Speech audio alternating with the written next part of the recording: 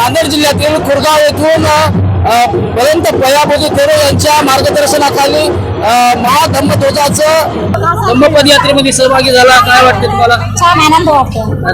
कशा पद्धतीने आनंद व्यक्त करता?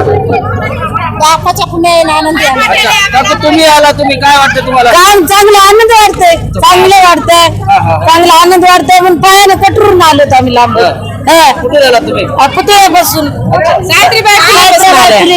पुतळ्यापासून आले आम्ही. काय वाटते धम्माच्या आचरणाबद्दल तुम्हाला? आम्हाला खुशी वाटते, छान वाटतं. इतर बौद्ध उपासिकांनी काय काय सांगायला हवं?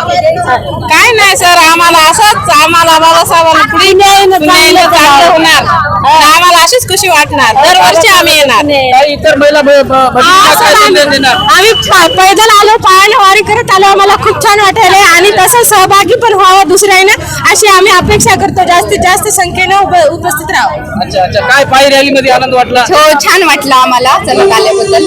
छान, छोट्या बाळाला घेऊन आलो आम्ही. छान वाटलं खूप. काय ते कसं वाटलं रॅलीमध्ये सहभागी झाला? छान वाटलं रॅली. कुठून रॅली निघालेली आहे? हे खुरगावून निघाली. अच्छा, कोण आयोजन करतं याचं काय माहिती का?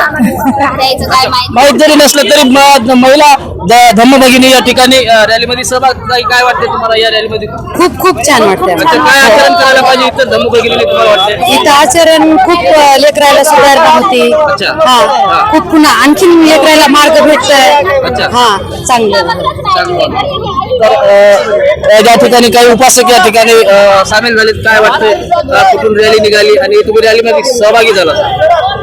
सर, ही धम्म रॅली खुरगाव या ठिकाणाहून निघालेली आहे आणि डॉक्टर बाबासाहेब आंबेडकर या ठिकाणी संपन्न झालेली आहे. काय वाटला आनंद तुम्हाला? या रॅलीचं महत्व काय असेल आणि काय इतर? या रॅलीचं म्हणजे आज हा जो पंचशील धम्मध्वज आहे, या धम्मध्वजाची निर्मिती झालेली आहे आणि त्या निमित्तानं भंतेजीच्या मार्गदर्शनाखाली ही रॅली निघालेली आहे. अच्छा, जय भीम. सर्वप्रथम मी नांदेडचीच आहे, लोकमित्र नगर, वाडी बुद्रुक, नांदेड. तर मी दरवर्षीच इथं बाबासाहेबांच्या पुतळ्याला येत असते आणि आज धम्मध्वज रॅली आहे.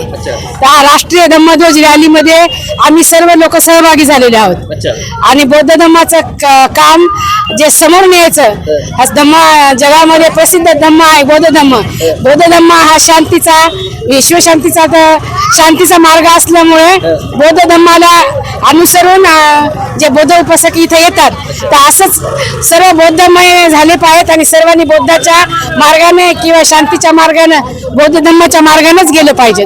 पहिल्यांदाच भंते पयाबुद्धीने या ठिकाणी जे रॅलीचं आयोजन केलं होतं, त्या कशा पद्धतीने बघता भंतेजी करतो तुम्ही? भंतेजी खूप आदर्श आहेत. भंतेजी सर्व प्रोग्राम तर घेतातच ते.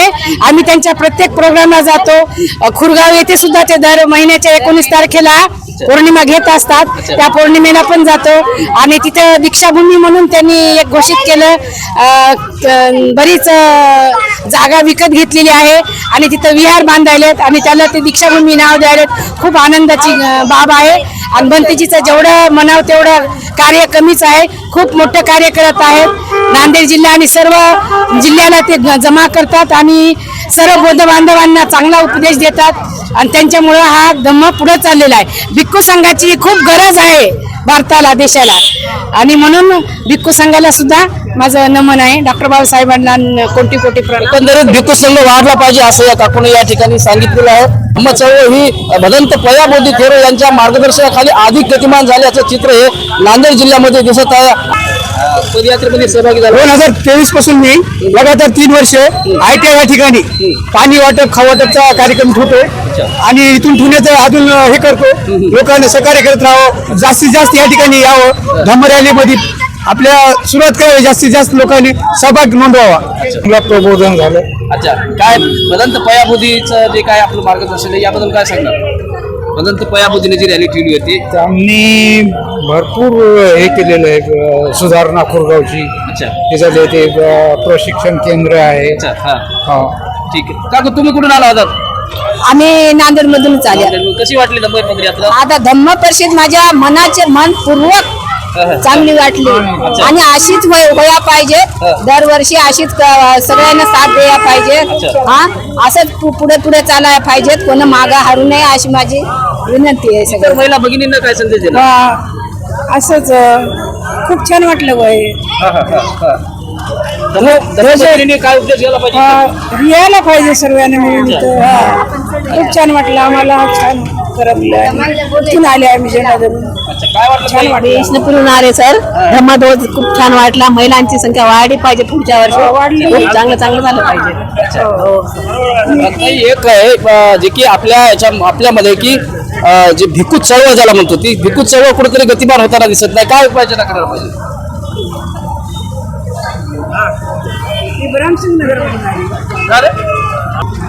धम्म चळवळ गतिमान करण्यासाठी काय उपाययोजना केल्या पाहिजे दोन मुलं असलं ते एक द्यायला पाहिजे अच्छा तुम्ही काय म्हणता ताई?